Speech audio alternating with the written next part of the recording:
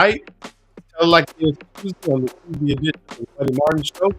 I'm your host, Lauren Meadows. Tonight we talk about a big flip for the Florida Gators the night before signing day, touch on Gators basketball, both men's and women's, and other sports and more with Rob Brown of SEC Sidelines, Brendan Martin of Gator Media. Let's do it. Yes, it's time again for Buddy Martin. Call him up and tell him what you're thinking. But be kind because he's doing the best he can. Better, stronger, faster. Mama says that alligators are ornery because they got all them teeth but no toothbrush. Hey, what if the voice calls while you're gone? Take a message. Bye. You ready, champ? I'm ready for this my whole life. I'm incapable of small talk. But that's why you love me, right? Kind of intimidating to be in the presence of so many great athletes.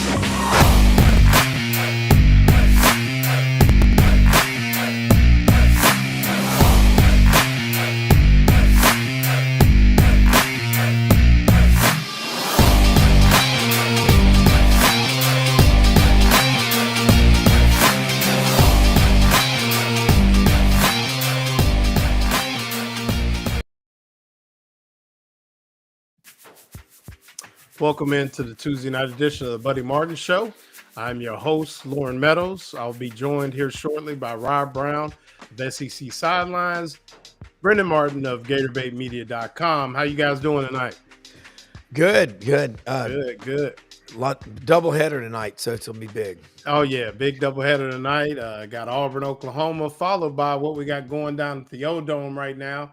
Florida Gators and a kind of a dog fight, starting to stretch it out now against the Vanderbilt Commodores, which would have been the Vanderbilt's third win against the top 10 team, but Florida up 11 with about 2 minutes left in the game. So, seem to be stretching out. Gonna get a well-needed win at home. We talked about it before. Road wins are tough to come by. We saw what happened up in Knoxville this weekend with the Florida Gator men's team, but be able to come home, get a win without Walter Clayton Jr., who was sidelined with an ankle injury. Could have maybe went today. Ty Golden said if it was a tournament game, but chose to sit him out at midweek game, middle of the season, plus the big trip to Auburn this weekend to take on the number one Auburn Tigers. So, figure Rob, sit him out, let him rest that ankle, and then come back with him on Saturday.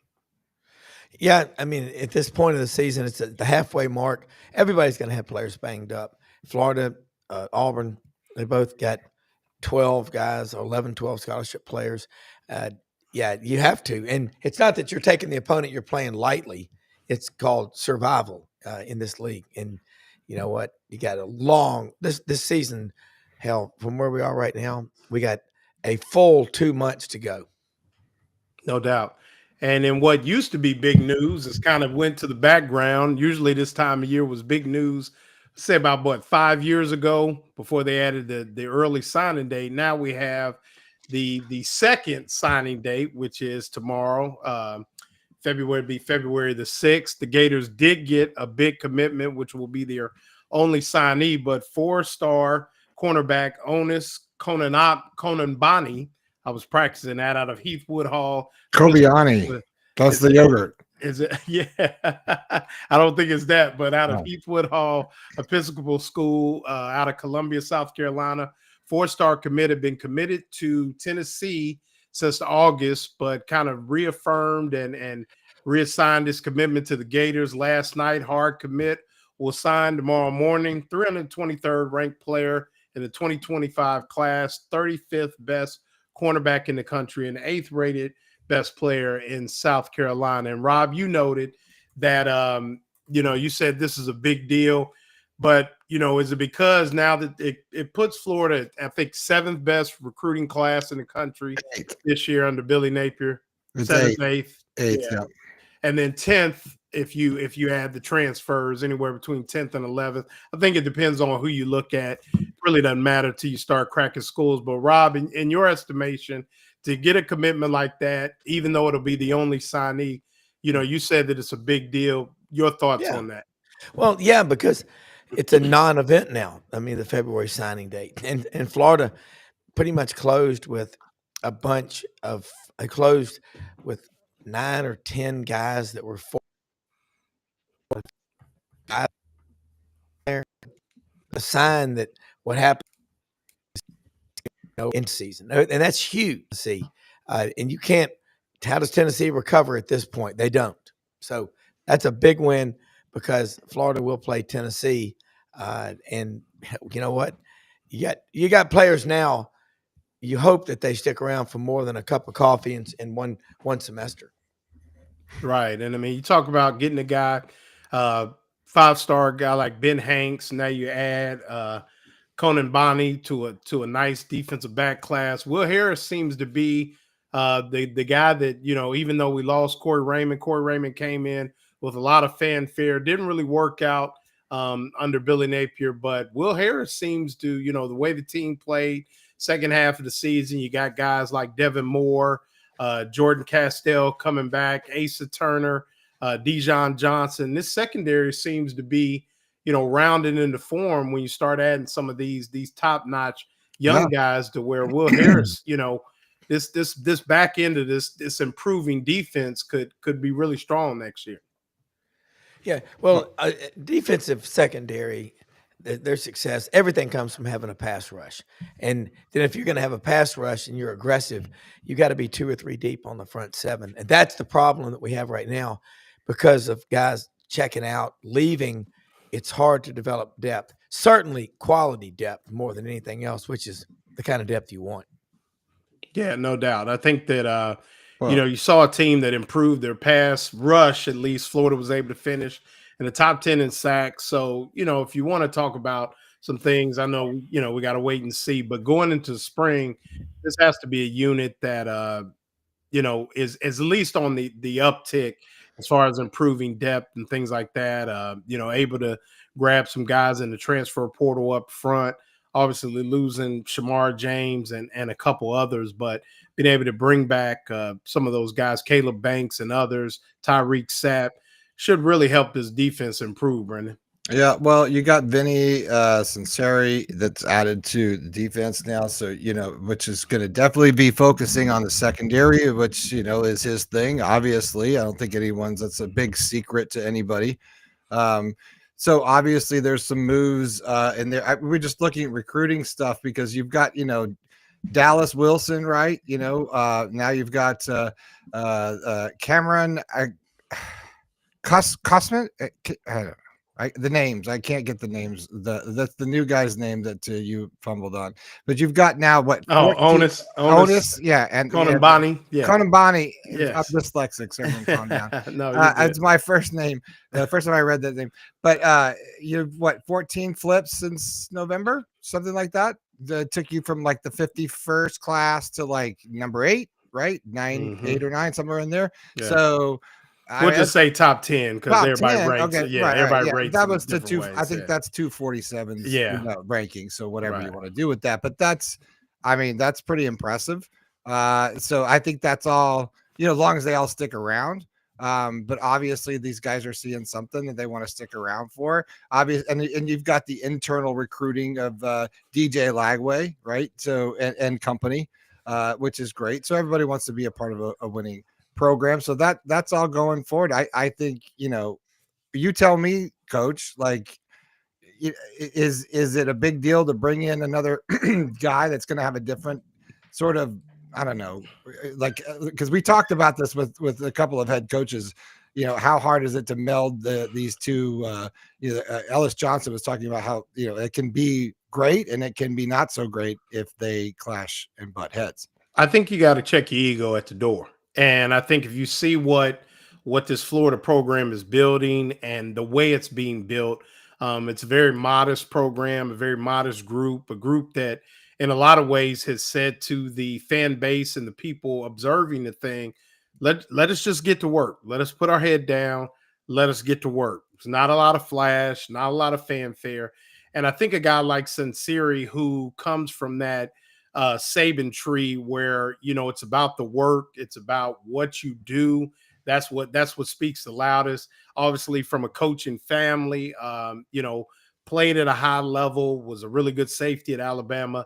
I think it works as long as you check your ego at the door. And I think where I think you saw that with guys like Gerald Chapman, Will Harris, Ron Roberts, when they were able to get to things collectively. And I talked to guys on the staff that said they were not connected at one time.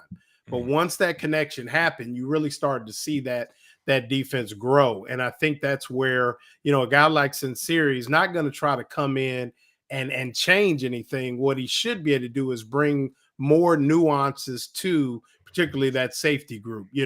Maybe not, coverages are coverages, but it's just little techniques that he may have picked up from Saban and other places that he's been, and be able to bring that into the forefront. Because when that ball's in the air, it goes out the window. See ball, hit guy. And that's what, you want to be able to erase things on that back end. And Sunseri is somebody who will be able to take a Jordan Castell who, physically looks the part, doesn't always make a lot of the plays that maybe he needs to make, but we started to see a little bit more of that in the second half. And then Asa Turner, if he's able to stay healthy, can be a guy that kind of plays a lot like Sunseri played at Alabama. So, I mean, rounding out that staff and bringing that all together. I know Gerald Chapman supposedly interviewed with the Chicago Bears. I didn't see much come from that, from their D-line position, but I'm sure if that's going to happen, we'll know something soon, either right after Super Bowl or I would assume prior to spring practice. And that would be a loss. I mean, you'd have to get another guy because he gets after those guys, and you could see the fruits of his labor once again in the second half of that season with that D-line, the way they were able to fit against the run as well as rush the passer. But, right now, I mean, things seem to be on the up and up, Rob, with the Florida Gators closing out recruiting and putting together a solid staff. Well, Brendan's right about the internal recruiting with DJ Lagway, but to close out with 14 flips, nobody in America did that. That's the only school I saw that was flipping players like that. I'm talking quality players, 4s and a few 5s in there. And you say, well, why did that happen? Why did they have to wait so late? Well, I think they needed to feel comfortable that Billy Napier was going to be back. DJ Lagway was going to be back. And that's obvious. He's not going anywhere. And the more comfortable these recruits are that DJ Lagway is going to be the quarterback at Florida, it's easy to draw people in, offense and defense, because they all want to play on something special. And because of the way people can transfer nowadays, Brendan and I are vowing to talk as little as possible about the two things, that we talk about a lot. So it's like Voldemort. We don't. Yeah. What is it? What is it? I missed that. What is it? Starts with an N and it ends with an L. Oh, okay. Yeah. We're not going to do that. No, we're not. Starts with a T. And the other one's like something about like a portal. We're trying to something. say We don't talk about it. Tired of it. I really do think the momentum at Florida. It's easy to get momentum building there because they've won big before. And just the way they closed in recruiting, some of these in-state kids that had committed out of state, you know what? If you're from anywhere in Florida, it's that way in any state. It's just easier to stay home because no matter what happens, people will remember what you did. It's easy to quit if you live across the country. Not that you don't want guys from California if they're the right fit, but I see something happening. I've got Florida to win 10 this coming year. I don't know why people, like, if you put it out there every day, week after week, month after month, that you're going to have a shitty season, you will. Because that's the mentality in the locker room. Junk in your head, junk out. You've got to buy in. And I like coaches that say, my quarterbacks are not allowed to have negative thoughts. None. Because they're going to be the one that, with a minute 48 to go in Knoxville, will lead you 91 yards come from behind for a touchdown at the end of the game. If they have doubt, I promise you, and you know this, Coach, and you know it, Brendan, everybody in that huddle will know it, and everybody watching. You're not going to fool the fans down here. We know football. But Florida, the momentum that they have, and you watch what will happen now heading into the 26 recruiting class. Okay, that's going to be Very, very important that they get off. They don't have to get off to a 5-0 start, but I bet you they go down there and kick Miami's ass all over the field. That's what I think will happen. I don't believe in Miami. I don't buy into all that hype. I know they came in and beat the Gators, but this is a different team. Florida's roster is probably 8th or 9th in the country now in terms of the blue chip index. And they got some pretty damn good coaches coming in there. Sinceri, you know what he did at Alabama. My Alabama people are like going, that guy will get it done. He's an effective coach, recruiter. Oh, my God. As a recruiter. Remember Sal Sinceri? Yeah, well, that's what I'm saying. Yeah, I mean, he's Sal's son, and Sal did a great job. And Salvador. I mean, he's a great guy, and I mean, that's what I said. I think Vinny has already, cut his chops as a recruiter, younger dude. So, already had some wins there. And, I'm gonna make a public service announcement as we're talking about coaches and different things like that. And then I do want to touch on hoops, and then we'll circle back to football. But here's the thing about the way that Billy Napier has put this staff together. And I know Buddy touched on it on the show last night about there is going to be, and we've talked about it, offensive coordinator, it's not going to happen, No. And I think just like that other word you guys put to bed, I think we need to put the letters O and C to bed as well. Oh yeah. And what I mean by that is, and understand this, and I'm going to put on my coaching hat. And Rob, you know it, and Brendan, you played, so you kind of understand it too. But the way it breaks down this way is you have somebody that's your primary play caller. Yeah. But if you have a good staff, like back when I was coaching at Northmont High School in Ohio, we walk in on Saturdays. Okay, Dave King, offensive line coach. I'm going to use guys' real names so I'm not BSing. You're the O-line coach. What fronts do they run? What blitzes do they run? What do we want to do? What run plays can we run? Okay, Marvin Jones, Bob Zolman, your running backs. Does that fit with what we want to do? Can we protect that? Can we get downhill? Okay, Lauren, we got a complex hot system. What are we going to throw hot on? What are we going to throw in the red zone? What do we like here? Which routes can we win on versus man coverage down the red zone? And then that's the way you get your play calling and you get your play sheet and you formulate it. I think some people think it's a guy in the dark room with a flashlight and he's just in secret, and nobody knows what they're going to call. So I think when you look at the staff that Billy Napier's put together with guys like Jabbar Jaluk, Billy Gonzalez, Russ Callaway, who's got some cold C duties, Ryan O'Hara, who's been some places and can now be an on-the-field coach. I mean, would I have an OC? I would. Yes, I would. I would step away as the head coach. But what they do, I think, works. And like somebody said last night, I think on the show, Billy Napier was the one calling the plays for DJ Lagway and all the excitement that everybody likes to see. So, with that said, I think we put that to bed. And the beauty of it is I think next offseason we don't talk about it at all because it's not going to happen as long as Billy Napier's the head coach there. So, you got a staff intact. That's proven. We got some good people at some really good positions. And I think you got to live with it there, Brendan. I mean, of course. It's a foregone conclusion. This is what he's going to do. This is his thing. So, I mean, the only time I ever mention it is actually when asked, what do I think? Sure.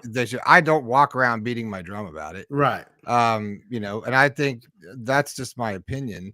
I'm happy to be proven wrong any day of the week as a Gator fan. And I further, of course, reinforced it with an Ohio State win with Chip Kelly. Well, in your defense, you didn't necessarily say he was going to hire one. No, I think we've been extremely responsible here on the Buddy Martin show. I've never speculated a name, absolutely, because I've never heard a name that was legit. Right, I heard a whole lot of names, but I never talked about any speculation because none of it was legit, not even smoke in the fire. Right, and that's what I think. that's what I love about what we do here is keeping things in perspective, in a realistic perspective. Yeah. Is as much as man, like I said, I would not, if I was a head coach, I would not call plays, but I would not be the primary play caller. But that's me. So, and you've seen guys drop it, you've seen guys pick it up, and it kind of goes from there. So, I mean, with that, I think that's another couple letters we can put to you guys put 3 letters to bed.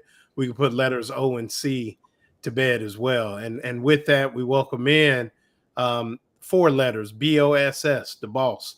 Buddy Martin, the great Buddy Martin, the boss. How you doing, sir? Well, I just enjoyed listening to you guys talk. I didn't mean to pop on right away. I was just going to be here for a second. And I think your conversation is spot on. We talk about this offensive coordinator thing ad nauseum. Shane is just vehemently against this talk. He thinks, again, on his show this morning, we talked about it. And we concluded, look, it's his offense. It's his quarterback. It's his team. He's going to call his plays. Whether you get him in by hook or crook, he's going to get his plays in. And I like a guy who calls his own game. I've always liked head coaches who were there in the huddle talking to the quarterback. Now you still see this much. So I think he knows what he wants. No matter how you feel about it, everybody thinks, we can get a better guy. Like Shane says, who are you going to get? Give me some names of people that you want to go hire as offensive coordinators.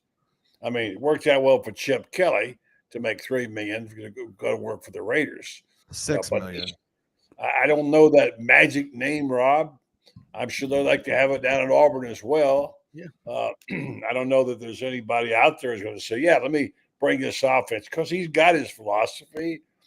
He's got his whole game, this offensively set up predicated on the running game. He knows what he wants to do with his receivers. It's his defense we are more concerned about because we don't know exactly, although sincerity comes with a lot of credentials, as you guys said. We still don't know exactly what's going to happen with the defense. But look, you're right, Rob. They could win 10. They could win 10. And I haven't picked a number yet. I'm going to wait a little while, but it's also a year when things are going to be different. Going to have more playoff teams. You got a chance if you win 8 or 9 or 10, you're either going to be on the edge of getting in or you're going to be in the playoffs. Being in the playoffs is a game changer. So, but I think the idea that the SEC can roll their helmets out there on the field and win a game, those days are over for those people that say, well, the Big Ten owns college football. No, they don't. They've had 2 good years, and give them all the props. Ohio State, when they played well, had an unbelievable team. Although you still can't beat Michigan, and they showed it in the championship. And of course, give Michigan credit. Last year, they owned it, but I don't see that the SEC has weakened. I think there are fewer teams at the top, with no dominant teams like Georgia's been off a bit. Obviously, Texas has had a moment. So I'm anxious to see how the landscape winds up in terms of what this is. I just know it's ought to be a good season, ought to be a good offensive season, and you get to watch one of the terrific young players in college football, DJ Lagway, and he's got his plays. He knows what he wants to call. Do you want him to scrap all that and just tell Lagway to learn a new system? No. He likes the system that he's playing under. So get real, folks. Think about things that matter. Offensive coordinators are nice. If you got a nice, sexy name, I don't know who I would hire anybody different, guys. Do you? No, I mean, I think that, you hit it on the nose, buddy. And I think even going back to the defense, it's basically what we talked about on offense. You're going to have input from Gerald Chapman, from Will Harris, from Ron Roberts to Vinny Sinceri. I mean, everybody's going to be involved in cultivating this defense and calling it and what's called on different down and distances, depending on the matchup, who's playing, how well the quarterback's playing at the time.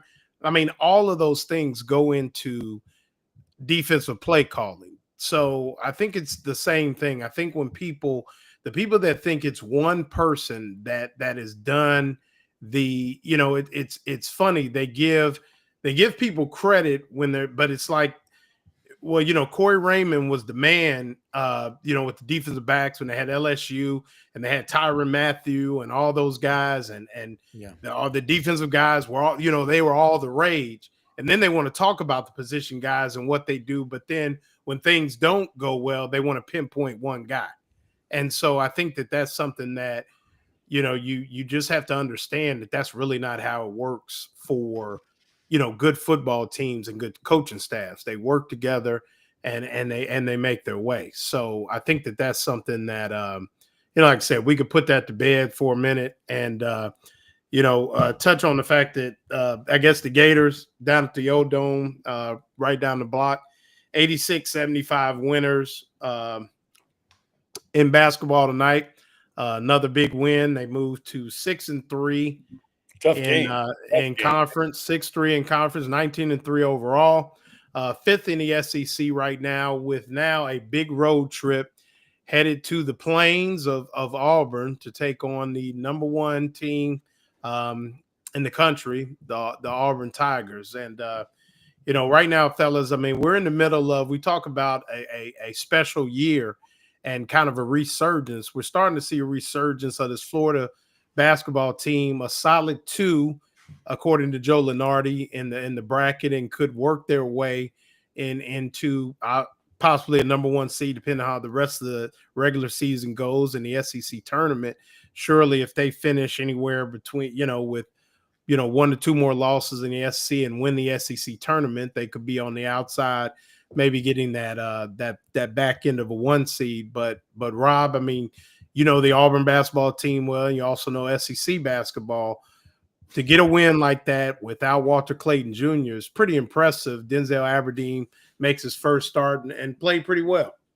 No, they are really good. They're big. They hang around the basket. They don't have really a lot of guys running up and down the court, making slams and fast breaks. But you're right. They do lean on you. Which means they're consistent. They don't fall apart during games. And of note, Ole Miss beat Kentucky 98-84. And there's just so much recency bias. I mean, Kentucky shows any signs of life, and the national media goes crazy, puts them in the top 10. They're not very good. Arkansas, and I picked that was a Crystal Steamer pack. I said Arkansas will beat Kentucky at Rupp Arena. Rupp Arena is not what it used to be. And Kentucky basketball, I don't care what anybody says, they're not responding to the rest of the SEC. They can't. They're not getting the players. The ACC is suffering because the SEC is improving. And I need to get my man Tommy Kane, who played at NC State, on the show to talk about it. But Duke right now is really good. But look at the rest of that conference. And, Franz and I were talking last week about all these coaches. Coach K, Roy Williams, Jim Boeheim, Tony Bennett at Virginia, Jim Larinaga at Miami, just walked out a month ago, said, I can't take this anymore. That's hurting that conference.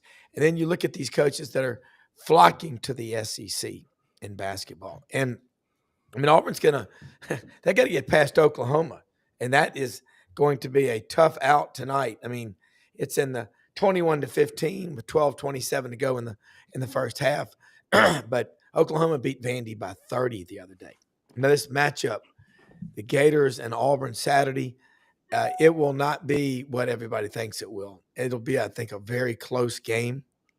Probably go down to last 5 minutes, and who can keep their bigs out of foul trouble. Florida's got more side. Where Auburn has problems, Jason Caldwell, AU Undercover, talks about it, is when they face teams with a lot of size and rebounding. Auburn shoots a lot of threes. When you shoot a lot of threes, guess what? You better be a good rebounding team, because, it's such and I've seen 2 bounce passes in the last 2 weeks in college basketball. That's pretty cool. You like those bounce passes, huh? Yeah. Yeah, buddy. I mean, you look at this team, great guard play, both point guard Bob Cousy, Walter Clayton was on the Bob Cousy midseason watch list. And then earlier today, Elijah Martin was put on the Jerry West midseason watch list for best shooting guard. So Bob Cousy is for the best point guard in the country, and then the Jerry West Award is for the best shooting guard. So the guard play has carried this team. But once again, Clayton's right now 8th in the SEC in scoring, I think around 17 points a game. But they just get a contribution from everybody, buddy. And like we said, they just kind of lean on you. It's nothing spectacular, but you look up and they got 84, 85, 86 points, and it's just because they just keep coming at you. Well, I mean, first of all, let's be clear on one thing: they didn't play all that great for 3 horses a game. They were having difficulty. They weren't making. Nobody was stepping up to make the three. So Will Richards started knocking down some, and then Urban Clodsbar. I had to look him up. Boy, he knocked down 2 huge threes. He's the guy who was a European player who just got eligible, and he could shoot the lights out of it. He had 2 threes at a time when they needed them, and he's not even in the top 4 or 5 guards rotation. And the bigs struggled a little bit. No one wanted to see him step up. And I will say Denzel Aberdeen played really well. I'm a big Denzel Aberdeen fan, as you know. And this team, I worried about them coming off that game. Remember, they shot historically the worst any Florida basketball team ever shot up in when they were at Thompson Bowling. They couldn't throw it not only in the ocean, they couldn't throw it in the universe. They were awful. And I worry about a team coming out of that slump. They came out of that slump and they were 12.5-point favorites. By the way, they did not cover. And there was 11-point game. But the play they had out of their bigs and the play that they got out of their backup guards and Will Richards, I mentioned, and also Clodsbar were significant. And they get a big win. And Vandy was a scrappy team, and every team is scrappy anymore. Right. You see a team like Ole Miss just blowing doors off of what we consider to be a pretty good Kentucky team. I think it's the most points ever scored in Kentucky. So it is a treacherous place out there in the SEC. I'm sure Bruce Pearl is worried to death about it. He's got the target on his back. I know Robert is salivating about Saturday's game. And by the way, Charles Barkley is there tonight. I saw him coming to give the building. So they're starting to come back to the Plains. They're starting to get a little excited about basketball, and Bruce Pearl's got it going on. No. Good times for folks. No doubt. Right? And before we go, we'll kind of pivot into a couple other Gator sports. We want to talk about Meldon Law, one of our most best sponsors around. Meldon Law, the only official injury law firm of the Florida Gators, proven and skilled injury lawyer since 1971. Meldon Law, we won't back down. And as these seasons progress and the sports, Meldon Law does a great job. If you follow them on Facebook, Instagram, they have tickets to basketball, women's basketball, gymnastics, softball, and baseball will be starting. They'll be having giveaways and things like that for those sports as well. So follow Meldon Law on Facebook and Instagram, and just take part in all that they have to offer. If you need anything from a law perspective, if it's not criminal defense or personal injury, they can put you in touch with somebody that can help you with your legal needs. And Meldon Law, we won't back down. And as we kind of get into the rest of the Gator sports, things like that, as far as we talked about men's basketball, Florida women's basketball sits at 12-11, 3-6 in the SEC, which puts them at 11th, which actually isn't horrible with as good as the SEC is, but scored the most points ever in an SEC game for the Florida women. Scored 108 points down in Fayetteville last night, and had a Miara O'Neal sighting, Shaq's daughter, who is kind of a folk hero on campus, scored a career-high 19 points. I think she was 4 or 5 from three-point range last night. So big for the Florida women down in Fayetteville.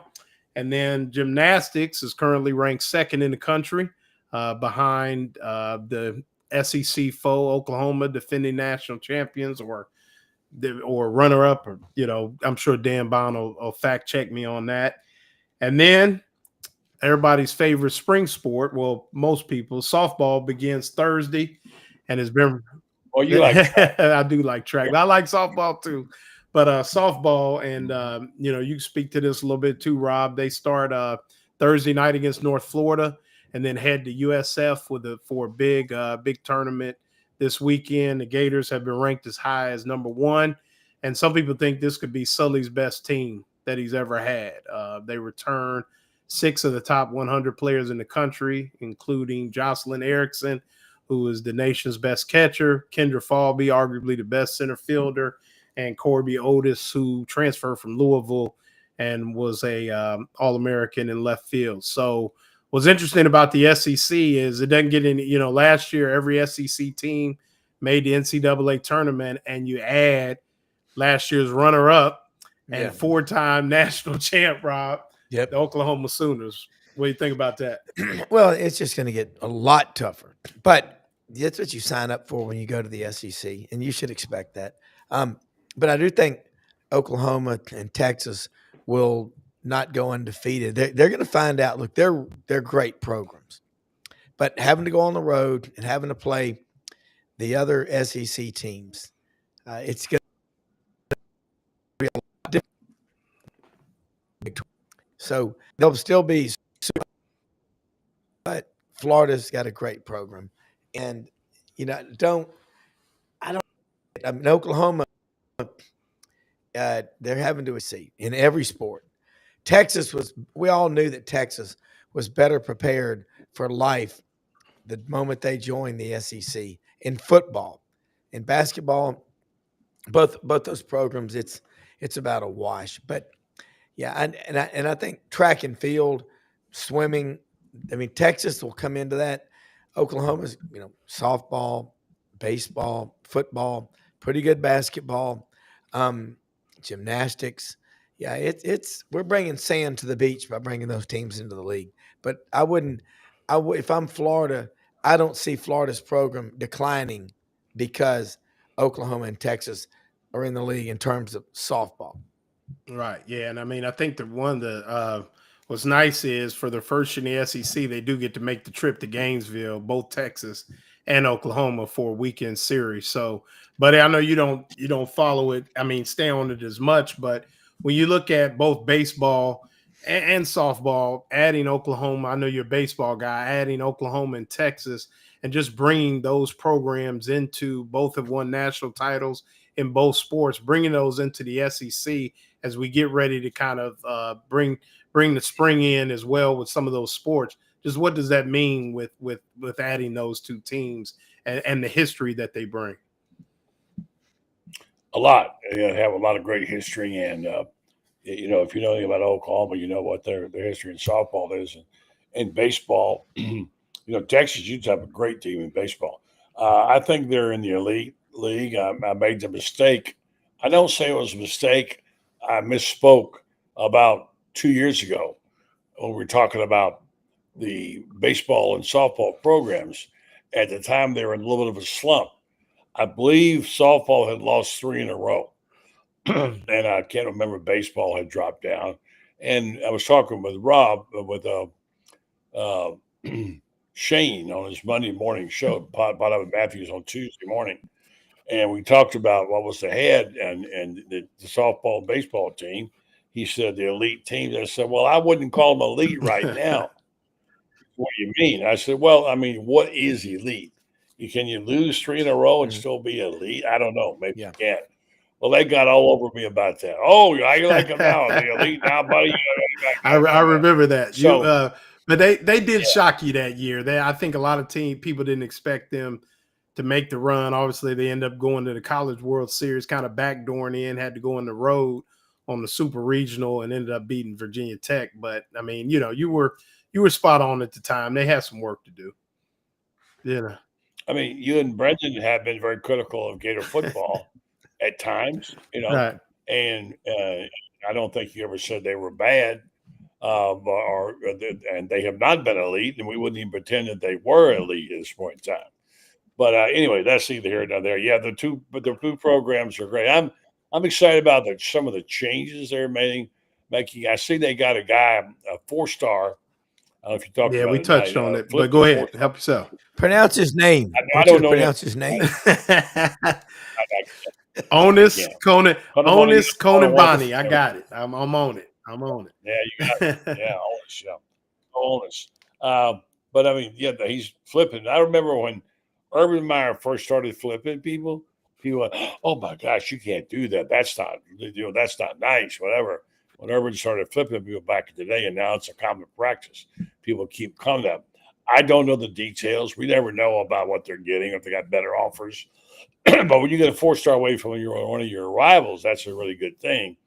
But again, basically, there's no way in the world that we can know a lot of these details because, well, we don't know what they're getting and what went into the bidding and so on and so forth. Yeah. So anyway, yeah, I want to just, by the way, I want to talk about Titan MRI. You guys go ahead. Let me get this information up here. My phone died. And talk about Well, I was going to say, Urban, when he got to the Big Ten at Ohio State, Urban Meyer started flipping people and said, "Hey, you can't do that in the Big Ten. There's a gentleman's agreement." He said, "Look, I just spent 6 years in the SEC. That's how you do it. That's how we're doing it." He made the Big Ten change because of the recruiting in the Southeastern Conference is as aggressive as it gets, and it always has been. Only gentleman in the SEC is Gentleman's Jack whiskey. That's the only gentleman you're gonna see when it comes to. But no, I mean, you talk about and interesting fact, Rob, and I don't know if you knew this, but who's the last team to beat Oklahoma in softball? Florida in the tournament. Would be Florida in the tournament. Yeah. And another interesting, who is a proud member of Oklahoma's last national championship in softball. In baseball, excuse me. That'd be softball coach Tim Walton. Was a pitcher on this. He was a member of the Oklahoma baseball team. So a lot of history there as we wait on. Tim Walton, how long has he been at Florida? 17, maybe. Dan Bond will fact check me on that. It's not hard to keep somebody. Yeah, no, not at all. I mean, definitely somebody that has done a great job, and he's up against it, man. With Oklahoma and Texas coming in, we won't use those 3 letters, but it's alive and well in softball at Oklahoma and Texas. So but they've been able to do some things. They had a nice event Saturday there at the Touchdown Terrace with the softball team to raise some funds for the NIL and things like that. But I mean, it's gonna be a fun year with them coming in baseball. Sully's got another top 10 team as well, and it's gonna be a fun spring. Obviously, track and field with Texas. Actually, Eldrick Florio, I know his wife, the Texas coach. He lost his father-in-law a couple weeks ago. So shout out to the Martin family. His wife, Eldrick Florio, the Texas track coach, his wife is a former Olympian, LaVonna Martin, and so lost her father a couple weeks ago. But Buddy, go ahead with Titan. Yeah, no, I just wanted to, for sure. And I wanted to mention kudos to you for being a part of the NIL deal that they put on in Spurger's Grand Grill with a bunch of sponsors there. Many of the people who sponsor this program were part of it to raise money because now all the money goes to football. That means all the other programs like basketball have got to find their own NIL money again. And there was a group of sponsors and Meldon Law, et cetera. And one of the people that stepped up was Lauren Meadows, the coach. He was one of the people who sponsored that NIL. I know they were very, very grateful for that. Speaking of grateful, I want to tell you about Titan MRI and imaging. Now, you probably heard about Titan MRI on this program a long time because they've been a long time sponsor and a very good one for us. We appreciate that. Now it's called Titan MRI and Imaging. They acquired High Field MRI. And Joe Colorio I've been pronouncing his ring wrong. Started Highfield MRI in 1997, and now he's back. And so they want you to know that they have same great service. They also have more ways to serve you because they made it possible to be able to take your insurance. They also want you to know they try to custom make your appointments at Titan MRI. They have 4 locations, about to have 5. We're now going to be 3 in Gainesville, and of course, and 1 in Lake City and 1 in South Georgia. And now Ocala, Marion County is going to get 1 Titan MRI because if you ever had to get an MRI, you didn't want to. It's no fun. You don't want to go in there and gag and get stuck and have claustrophobia like some of us do. So Titan MRI wants you to know. Here's their contact information on the screen. Check them out, find out more about them, and call them up and make your plans to go see Titan MRI. Now known differently because they are now the family of image Titan MRI and imaging. So Titan MRI and imaging, check them out. You'll be glad you did. Very good, very good. And gentlemen, so now that we have we gotten used to, and we'll kind of segue into a couple things with recruiting and where this thing goes into the spring as we look to build on and where Florida could end up when this thing is all settled, going into the summer and that. But is it even a thing anymore or is it just February is just that date just to give you, if you didn't make up your mind, but is it really just now it's that December signing date and the February date is just, is anybody, are we going to see any moving and shaking at all tomorrow? No, I mean, Rob and I have been talking to people all day long, literally, and everyone says the same thing. Like, yeah, I think Bama's got 1 guy. Mm-hmm. Like, it's not even a thing. Right. Well, it's a thing if you fired your coach in December and you didn't get a chance, in some cases, to even put together a December signing period, or it fell apart. So then you can go pull it out. But I think we're already seeing coaches fired 7, 8 games into the season now. The NCAA needs to change the signing date. The December signing period gets in the way of bowl preparation, conference championship games, the playoffs. You know what? I think it was more fun doing it in February. It was the suspense. We were talking about some of the great recruiting stories. I mean, remember the drama? And Brenda doesn't like recruiting, but it is great for drama. Well, we used to go. Brenda and I, we were running Gator. Yeah, I got a reason for not liking it.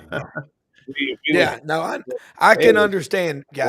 Crazy. I mean, we literally had to deal with the people at Florida who ran the fax. So when the fax came in, we knew then. We started at 5 o'clock in the morning. Earlier than that, running. Well, we started on the air. Yeah, well, your producer was there a little earlier than that. But nonetheless, because we had to get all the information. But, it's truly, we would sit by the fax and we had 1-900 numbers you could call and pay to find out. Gator Bait Media, a Gator Bait magazine at one point had a 900 number in their history. Yeah, but we were giving it was crazy. Numbers, we're giving this away Gator Country the first start. Well, we're very competitive. Right. Well, let me ask you this. And so and just educate me and maybe educate our listeners as well. And this is a good question for you guys, Buddy. You may know, Rob, you may know, and Brendan, like you said, since you guys were on it back in the day, what brought because I really can't remember what brought this December date on. And I know the popularity became so you could get guys on campus, get them in the spring ball, get them going, that kind of thing. No sense in them sticking around to go to the prom and, run track one more year or hit the baseball. But what even brought that December date on? I know basketball has had it for a while. What's that? You get getting early signings to come in January, and you didn't know for sure if you had them, but when they came to school, you had them. And the early signing period is what changed all that because you want to get them on campus.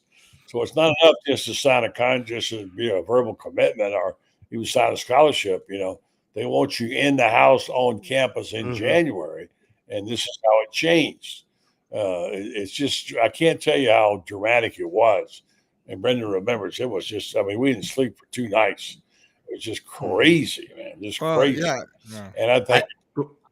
Hey, I'll tell you what's funny, and see, I remember Gator Bait when it was a magazine, being in the studio at Sports 56 WHBQ, which is where I had you on the show for the first time ever, buddy, September 11th of 2021, when you said, "We're taking the old way the Gators go from Ocala to Gainesville." That's when I was like, I fell in love with Buddy Martin. I'm like, everybody in the studio was like, this guy's a badass. And we were talking about it, and I was like, God, that's the guys. But we would look at it because I would talk to George Klein, was our producer. George Klein was, y'all remember Elvis Presley? That was his best friend. And we heard the coolest stories about recruiting. Okay, got it. Awesome. And so what I was going to say, the December signing period, we used to have one, remember? Yeah. We did it. But the February thing made so much drama and so much fun. But I think we do need to push it back to February. I know the coaches get paid a lot of money. So let's don't be stupid. They get paid a lot. But God, how do you get ready for a bowl game and everything like that? Again, I look at Florida from a different perspective than y'all do because y'all see it every day.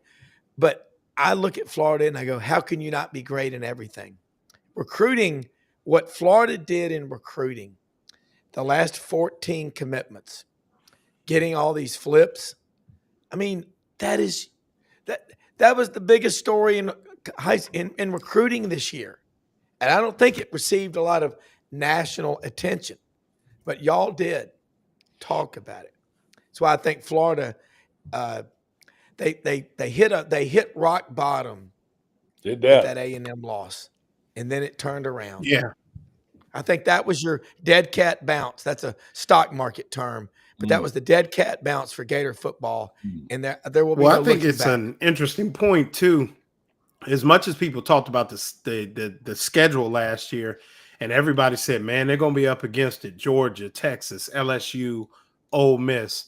One with Florida State before we knew Florida State was going to have fewer wins than they had snow in January. But those games being lined up there were almost a godsend for Florida when you look at it from a recruiting standpoint, because I think if they don't have those 2 wins against Ole Miss and LSU, I think this recruiting thing looks totally different. And so I think having that little get back, and even having sandwiched in there that win against UCF, that kind of got guys, that might have been on the fringe, it brought everything back to, okay, this is something that looks like the Florida football you talk about, Rob, that we're used to seeing.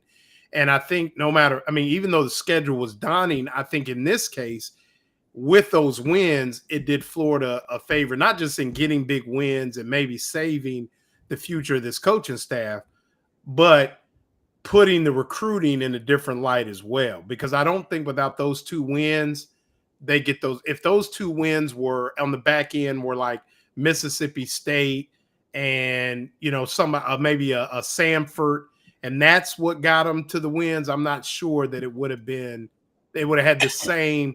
But the fact that they were playing 2 teams that were looking at getting in the playoff, I think that schedule actually did them a favor. Well, what's crazy is I was at Lake Martin the 16th. The Gators beat LSU. I went back the same place the 23rd. The Gators beat LSU. So can you go up there? Rob goes to Lake. Yeah, just stay there the whole time. Yeah, when they go to LSU week 3, go to the lake. Yeah, but I'll tell you what I remember driving. Audrey and I were driving back after Auburn played La Monroe. We stayed kind of late talking to players and coaches, but listening to Shane and the Gator Network it just reminded me of the 80s and 90s. Yeah. Okay. It reminded me of Like that. there's nothing quite like listening to radio on AM radio back in the day when you were traveling to other games and you could pick up on the super stations like WSB in Georgia, Atlanta, and listen to your football, or the station in WWL up in North Carolina, or New Orleans. New Orleans. New Orleans, the station. 870. John Ferguson on LSU, Oh God! And you would just go down the highway and you could listen to these games on the radio. It was nothing like it. It was wonderful. We think we're better off if we get to watch them all on TV, but I'm telling you what, it's still hard to beat college football on radio on a late Saturday night when you listen to a big game at LSU and the crowd's going crazy and stuff going on. It's just still great theater. Well, Frank Duffy, Doug Dean, and me and Billy Roberts were at Doug's house at Lake Martin watching the Gators beat Ole Miss. And I had said that game's horrible where it is for Ole Miss. And I picked Florida to win 3 of the last 5 and 2 or 3 of the last 5, and they did. I'm not saying I'm always right, but God, the Florida, man, when that program's winning, it's like sunshine and mid-70s at the beaches in Florida, man. It's not happy. They're not. It's not happy. Everyone's just talking about how they didn't win by enough, or it didn't win. No, it's never happy. That's like somebody. What did I see today? Somebody was talking about like the NFL and how the whole this is another story for another show. Maybe we talk about this after the Super Bowl on Tuesday. But, he said, well, all those guys are clowns, so I'm not watching the Super Bowl. And I just said, dude, it's way too violent of a game to be played by a bunch of clowns. Let me tell you what's going to happen. I told you guys last year what was going to happen, right? You guys didn't listen to me. Taylor Swift's going to win the Super Bowl again. I told you all was fake last year. I gave you the script. No one believed me. Yeah. So when they're down by 2 to 3 points with like 30 seconds left in the fourth quarter, and Chiefs drive back down to the field, and we've got I've done 3 podcasts today, so excuse me, but when Travis Kelce scores the winning touchdown, and Taylor Swift comes down on the field, he will propose marriage to her right then and there. Okay. And the NFL will make another $350 million that they didn't make last year because they made that the year before. Mark my words, for the Taylor Swift and the Kansas City Chiefs will win the Super Bowl this year. Hey, I put the schedule up really quick to you guys. Let me ask you this question, Brenda. Who is Kendrick Lamar's girlfriend? I don't know. He's married. Yeah, he's married. He's getting paid all that money to perform with the Super Bowl. Yeah, he is. We do. Yeah, I know exactly who he is. But did you just ask me? Did I know who Kendrick Lamar was? Are you kidding me, Dad? Not you. Did you just ask me who Kendrick Lamar is? Yes, Dad. I'm aware who he is. Thank you. Rob, did you know who Kendrick Lamar is? Rob does not. I promise you, Rob does not. Okay. All right. He's a he is exactly from Compton, California. No, he's a rapper. Yes. And buddy, are you gonna? Oh wait! You were talking. Are you gonna boycott the game, Dad? Are you not gonna watch the game? Because of Kendrick's performance? Because that's what a lot of people are doing now. Let me tell you about the halftime. Who cares? Like, okay, let me ask this question. Hold on, I'm hosting. I'm gonna ask this question. Do football people really care who is the halftime show? I mean, do you really care? I care. I could care less. And you know why? I will tell you why I care. Because of that guy right there. He cares. Who? Because that Buddy Martin cares who's the halftime show? Absolutely. I can't tell you how many times I have been called into the. He's a musician. By the way, a very damn good one, right? Yeah, that's true. So Buddy Martin, I mean, look, don't make me pull out the 45s of Green Grass Revival. The shit's real, right? And it's good stuff. So I'm telling you that Buddy Martin, if it is a good performance, he's got an opinion and he wants to call you in, and if it's real good, he'll make you watch it again. he's Mr. American Idol. Okay, now So let me stop. that's all I'm going to say right there. All right, and then I'm going to ask this other question. So, was Buddy Martin impressed with Dr. Dre, 50 Cent, Snoop Dogg, and Eminem when the Super Bowl was in LA? Not particularly, although I know who they are. I have a great respect for Beyonce. Okay. By the way, who won the country album of the year last night? She did. not last night, but at the Grammys. Sunday night. Pissed off. It really pissed off Shane, who's a country fan. But she is a tremendous musician, and I respect all kinds of music. I don't understand rap. I kind of get it. I don't listen to it. You try though. You've always tried. I love jazz. I learned how to. I didn't know a thing about bluegrass music. Nothing. And I learned about it and started a bluegrass band. So I appreciate good music. Right. Well, that's hey. I mean, I'm, but it just and somebody put up here Chiefs fatigue. So I'm fine with that. But did we have Patriots fatigue? Yeah, we did. Okay. Yeah, I'm a Broncos. I didn't. Yeah, but because I'm just a football nut. Hey. But so we had because I have my thoughts on Chiefs fatigue versus, but if everybody says we have Patriots fatigue too, I'm okay with that. Go ahead, Rob. I'll tell you something about I was going to say Chiefs are. I think what they're doing is amazing. Absolutely. You might get tired of Patrick Mahomes. Do you realize this guy's doing something nobody ever did if he wins this game? I mean, he's blown Tom Brady out of the water. And this guy's an amazing player, whether you like him or not. And he and Andy Reid, by the way, I heard tonight Andy Reid's coming back next year. Yeah. But and Kelsey, Travis Kelsey, what a player he is. And I like the fact that he has a girlfriend that comes to the games. I think that I got to tell one. I know you would. You're a Swiftie, buddy. I know. But I want to tell you one little funny story, because I go back with Kansas City, way back when there's a guy named Hank Stram coaching him. And Loved him. He was what a head he was rug. A 5'8" guy, at most. He was he did one of the first sideline live mic things, which was great on TV. He had a real skillful offensive mind. And I had the pleasure of working at CBS at the same time when Hank was one of the announced teams. Now, he wasn't one of the top 2 or 3, but he was the 4th or 5th. I remember that. During the year, first year at CBS, they brought all the broadcast teams in. We had a big conference together with all the people at CBS. I mean, John Madden and Pat Summerall and all those guys were there. And Hank was there. And I was kind of involved with a lot of things. And I always remember this about Hank. When the main stuff was over, there were promos to be cut by each guy. So they would send it back to the production room, and they sent Hank back. And I don't know why I was in that particular room. And Hank came in there, and they had a simple read. Like I'm talking 12, 13 seconds, which is about Hank saying something. And he would read it, and the producers say, can you give me that a little different? And he says, I want us to pause there. And so he did it 4 or 5 times. And he said, you're still not pausing. Don't you see where the comma is right there?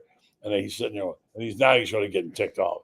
Well, I don't know. Look, I just read like it is. And so he read it again. He did it wrong again. And finally, the guy says, I hate to ask you again, Hank. And Hank said, who the hell's in charge of commas around here? A funny story. Who's in charge of commas? Go ahead, Rob, and then we'll. Well, you won't get better than when CBS Radio Monday Night Football game, Hank Stram and Jack Buck. I mean, that's just as good as it gets. But as far as country music goes, the future of country music, and it may have been Chuck Lavelle when he was on this show, a really well-known musician from Tuscaloosa. The future of country music is Chris Stapleton and Sturgill Shabuzi. Go listen to Sturgill Simpson, and you will think you are listening to Waylon Jennings. I have never seen it. Now, as far as Snoop, Calvin Hobbs, I'm fascinated by this guy. I watch what he does with Martha Stewart and all the stuff. He's talented. He's very smart. How many top albums has he had? Hell, I don't know. But I'm a music junkie. I love great music. But I'm gonna say this about radio, buddy. Just when you listen to a game on the radio, it is just I do my at every game I go to. I always wear the headsets to hear the game when I'm there because in a 100,000 seat stadium you can get lost quickly. But buddy, I'm watching Saturday night. We were having fun. Go on YouTube. You can watch back in the 70s and the 80s the sets for NFL Today. And Brent Musburger, they had a game and they were showing a quick live update, and it was sort of very primitive. And he said, the score should be 16-6, but we'll get back to that one later. There was no preciseness. You had Jane Kennedy, Jimmy the Greek. You had Brent Musburger, who I think is one of the best ever. Why people criticize awesome. Musburger, but his opening line, you are looking live at Florida Field in Gainesville, Florida, where the number 2 ranked Florida Gators take on number 5 Alabama. Folks, it doesn't get any better than this. I missed that. I missed those. And buddy, you won a damn Emmy. You're the only person I know that's won an Emmy. I did talk to Boo Mitchell at a Christmas party in Memphis. His father, Willie Mitchell, started, Stax music here in Memphis. Boo won 3 Grammys at the Grammys 2 years ago. And I'm like, he's so humble, but wow, buddy, you're right. Show us your Emmy. There it is. It's right there. Up there. I'm pointing at it. Yeah, right there. Great story behind that. That's I'll pretty tell that cool, story buddy. one day about how that came to my house. Yeah. I thought they made a mistake by sending it to my house. Yeah. Yeah. I remember sitting there when it came. I can't believe you guys. I was sitting there when it came. By the way, I'll never forget that. It was sitting on the buffet for a week before you got home. We didn't know what it was. They just sat there with their name. It just sat there with their name on it. We opened it up, and I think it was like, what is this? And it was funny. I'll tell the story another day. And Perry Mason, get off my ass. I did 3 podcasts today. Eat it. You're getting content from me for free. Well, everybody. Let's talk about Ren. Finally, calm down. Calm down. You guys are going to talk about the Kansas City Chiefs and not going to talk about the fact that there is the complete NFL bombshell with the referees being suspended, 4 guys now being fired, about the Buffalo Bill game. I mean, that's kind of a big deal. I'm not a big ref complaint guy, but by the way, cheating, okay, kind of big. Again, goes into my conspiracy theory. I'll be proven later. Well, it's sad for the game. I mean, it's sad. It's sad, but and I hate those kind of things. I think that, Brendan. But I hate when people, like I've always said, blaming the refs is like looking under your couch for coins to pay the rent. But they had it in basketball, and it looks like they may be having it in football. I don't know if it'll be as deep as the whole Tim Donaghy thing in basketball, but I mean that's sad for the game, as a whole. Yeah. But, I'll worry about it when I get a chance to read the New York Times or Washington Post or see a good story where I can understand it. I hear these kind of things all the time. I'm not saying it's not real. Well, I'm just they got saying, fired though. My brain is assaulted with so much information right now. Just trying to figure out who's playing where, what coach is, what team is. I can't keep up.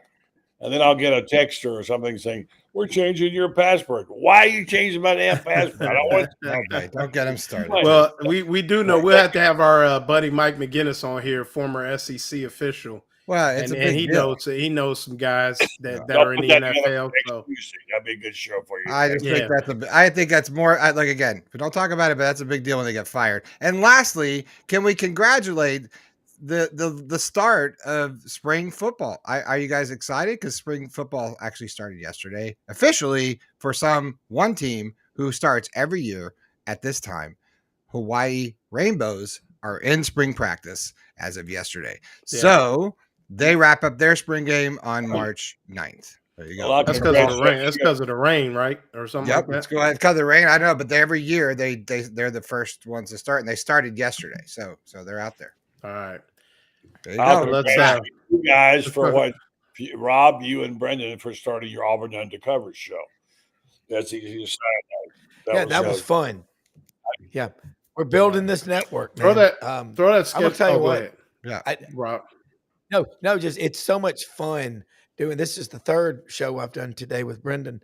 We did 8 o'clock, 4 o'clock, 8 o'clock. It's triple header Tuesday, and it's a lot of fun. I'm gonna tell you something. I'm so glad Brendan ripped my ass the other night, just quit talking about NIL and the portal so much, Rob. You gotta stop. And I'm like, and then I was on Buddy's show last week, and Tony Barnhart said, people just want to talk about the games. And I have allowed myself to get caught up in that way too much. And this has been fun tonight talking about the games and the schedule. And you can get logo fever right now. You got Long Island T, the first game. Look, it's as tough as it was this year. But guess what? The Gators will be a better team than they were last year. And they get off to a better start. But that's okay. Right. Well, what I want to ask is, and before we go, and thanks to our friend Dave Waters at Gators Breakdown, we stole his schedule. Thanks, Dave. He's a friend. Dave Waters. And shout out to Gators Breakdown because they got a great podcast. Yeah, good guy. Yeah. But let's just, and what I wanted to end on is just looking at the schedule. Just throw one game out there. All four of us, the four of us, the three of you. Which game, if you look at the schedule, the way it's laid out, which game do you think will be the most interesting to you on this schedule? That's easy. October the 4th, Texas. Okay. They're coming. You got Texas coming to the Swamp. You got the Glory Boy from the Manning family coming in. You're going to get a chance to see one of the great young players. Texas is going to be probably the favorite to win it.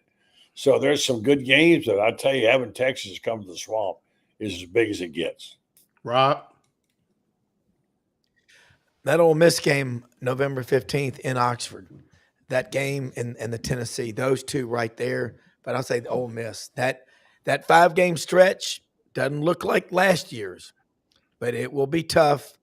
You've got to go at Kentucky and at Ole Miss. So, yeah, Ole Miss will be licking their chops for Florida coming to town. And Austin Simmons versus DJ Lagway. And yours truly will be in the house for that one. Brendan Martin, which one? You know me, I like to get it done early. So that LSU at Miami, that looks very interesting to me. Especially, just going into LSU, that's always difficult. But those guys, there's some the Miami game. I think Florida's got a little something for them down there. Think they like to go down there and take one away from them in their house. So I don't know. I'm an early guy, so I think that'll tell the tale. You win there at LSU and at Miami and roll into a bye. You have a real good shot at that Texas game at home. Man, you can start to roll right there. And with that, and I agree, I'm going to say cocktail party, 1st of November. For the first time since 2020, the Gators will have a legitimate chance to win that football game. I think that will be a toss-up game by that time, and I think it'll be the most interesting cocktail party in 5 years. So I'm gonna go Georgia. But with that, who you got on the show tomorrow, Rob? I got Coach John Brady. He'll be up in Athens, Georgia. He's the color analyst on the LSU game. Took a Tiger team to the Final Four. Our intern, Oakley McFerrin, Dudley Dawson, Hogville.net, Vince Farrar, the sports animal, Knoxville, and this guy, executive producer Brendan Martin. He is not a Debbie Downer. What he is fine. We're friends. He's a great guy. He's great. I love him. I want to meet Terry He's Mason. a great guy. I like this guy, Terry Mason. Chops. He's a good dude. He watches the show every day. He knows I He's love him. Lawyer. I love him and all his reruns, Perry. Buddy, who you got tomorrow? Who we got on the Buddy Martin show? Allie back. She's been sick. She'll be back tomorrow. Scott Carter will be in the house tomorrow night, among others. So that'll be a nice show for us tomorrow night for sure. Allie keeps up what's going on. She's very popular. That's her podcast. All right. So, Great. Yeah. Well, you can catch all that and more on Sidelines with Rob Brown, Buddy Martin show with the great Buddy Martin. Yours truly, Lauren Meadows, on the Tell It Like It Is Tuesday edition of the Buddy Martin Show. All right. Jordan, thank y'all. Let me See you say tomorrow. my sponsors, thank you, the Red Star Medical Research, because they've been a sponsor of mine for a long, long time. The folks there are good people. Scott Brantley's wife, Mary Brantley, and Joe Sorrentino were high school friends. They started the business and came to Ocala.